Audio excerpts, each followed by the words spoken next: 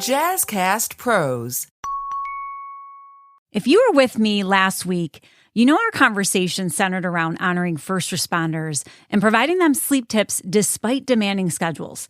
This week, I'm shifting into another gear on something you probably have experienced yourself, but perhaps you haven't given it the true attention it needs. So let me ask you this. Have you ever driven home, pulled into the driveway, and thought to yourself, wow, I don't even remember the drive here? Well, you are not alone. Many people every day walk around in a state of sleep deprivation, unknowingly realizing that getting 6 or less hours of sleep each night for 2 weeks straight is like the equivalent of being awake for 48 hours. Now imagine this. You've been awake for 18 hours. Did you know that your reaction time, your focus, and awareness are as impaired as if you had had 2 alcoholic drinks?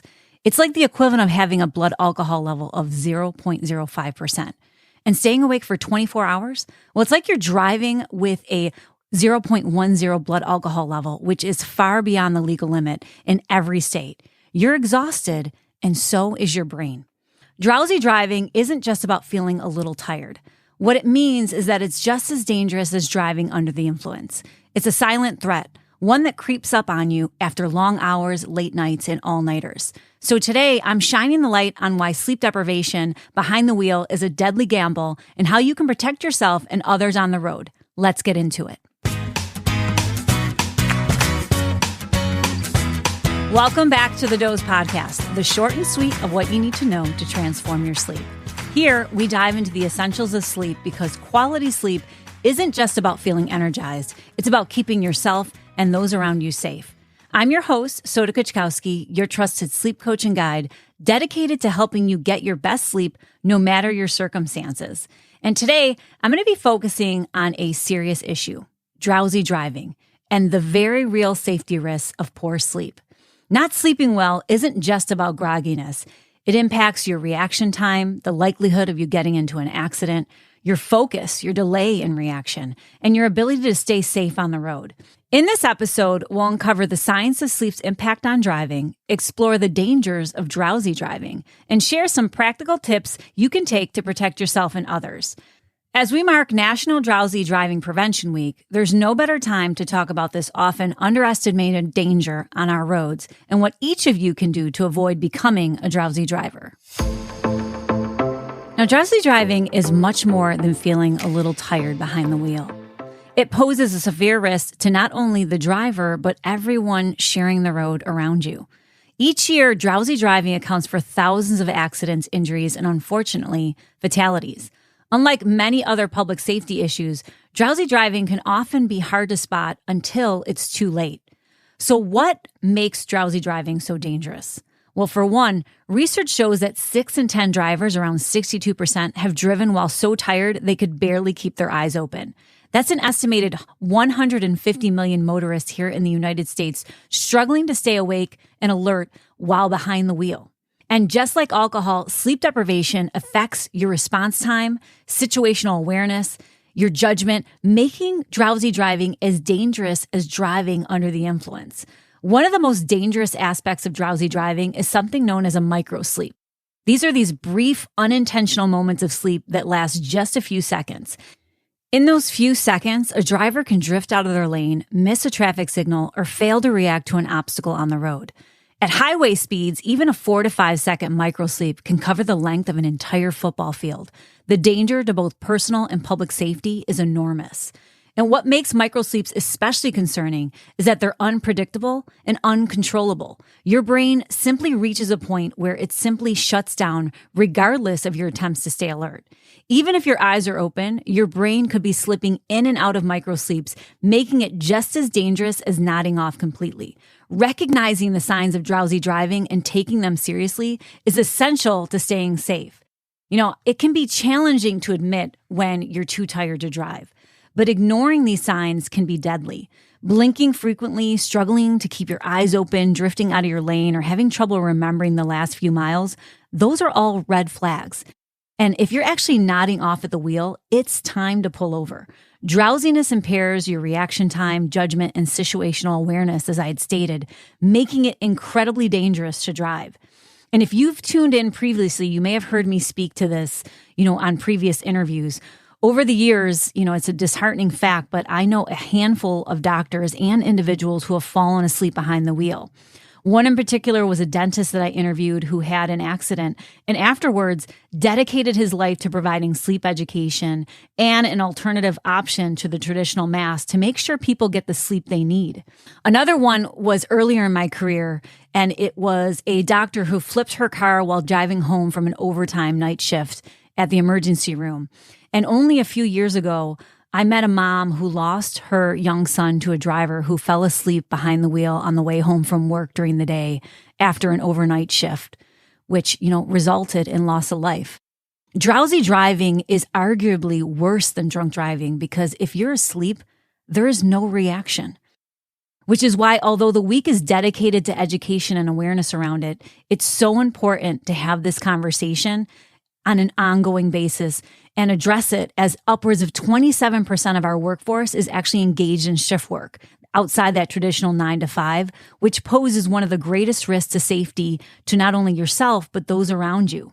So before you get into a car, it's essential for you to consider your level of alertness. This also isn't just for my shift workers, as many who sleep poorly, as I mentioned, sleeping less than 6 hours per night consistently, are at a high risk for sleep deprivation, making them just as much of a threat on the road.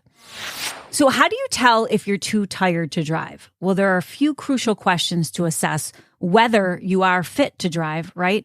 Or if you should hold off. For instance, have you been getting less than 6 hours of sleep regularly? Just one night of poor sleep can triple your risk for falling asleep while driving. Everyone has a different threshold for sleep deprivation. Some are more sensitive than others. So again, this is going to be on an individual basis. Are you about to drive a long distance without planned rest breaks? Will you be driving during times where you'd typically be asleep, like late at night or mid-afternoon? And this goes into my shift workers.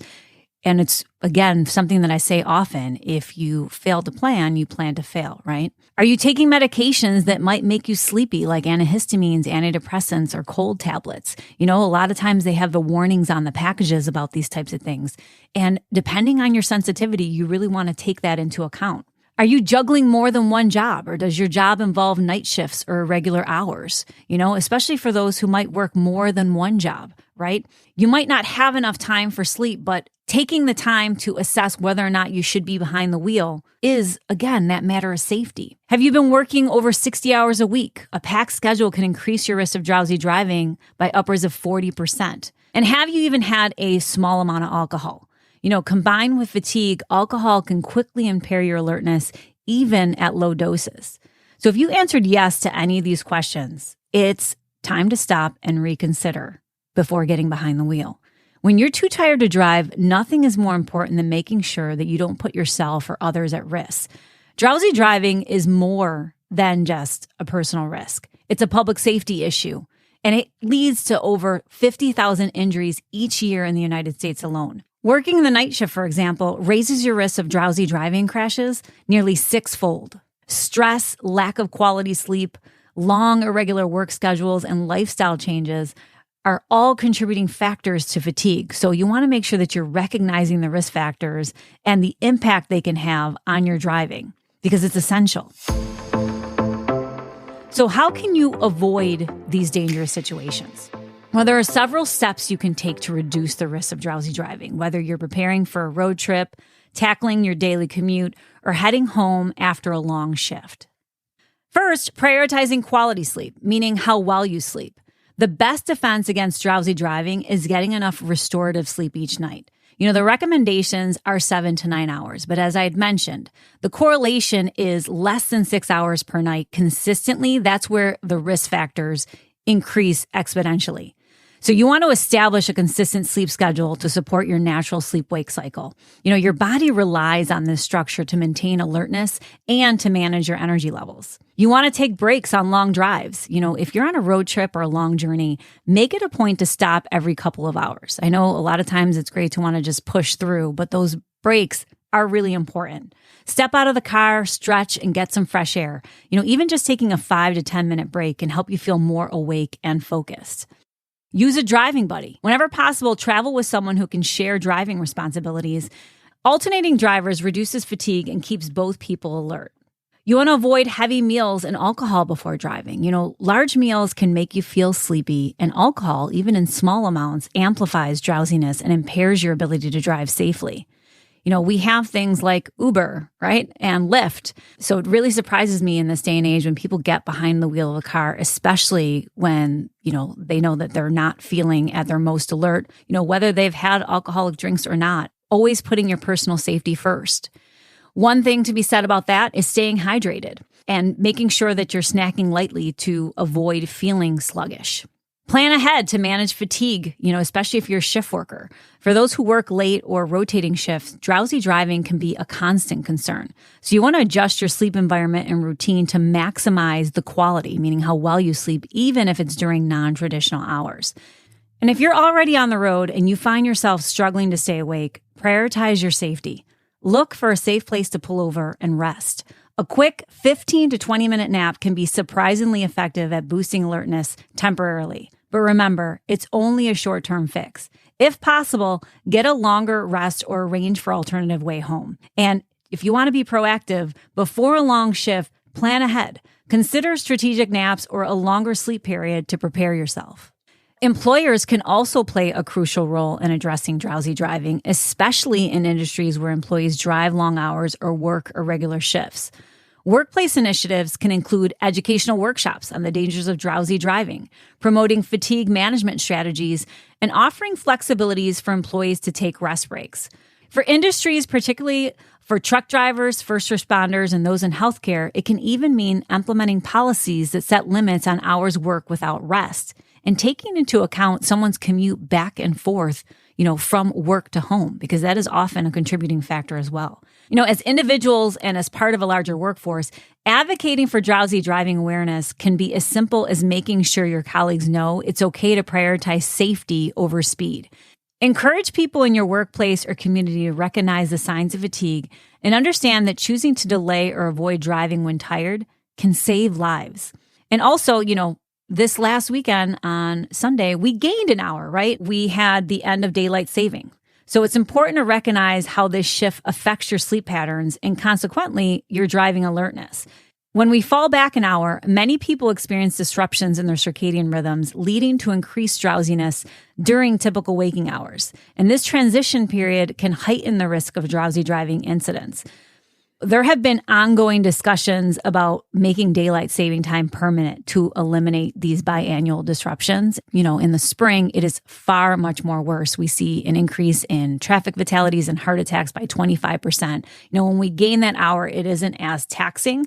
However, nothing has been approved on the end for this with the House of Representatives or signed into law by the president. So the current practice of changing our clocks twice a year still remains in effect. But again, this one, we actually gain that hour. It works more in our favor. What you need to realize is that drowsy driving is a preventable hazard that we all need to be aware of and address, both personally and in our communities. National Drowsy Driving Prevention Week is a reminder that driving tired isn't just that personal risk, it's a public safety issue. Together, we can help reduce these risks by prioritizing sleep, recognizing the warning signs, and creating a culture that values safe, alert driving. Thanks for tuning in to this important episode of the Doze Podcast. Remember to subscribe to the Doze with a Z to get alerts on our weekly episodes. Until next time, stay safe, stay well rested, and let's keep each other safe on the road. Sleep well.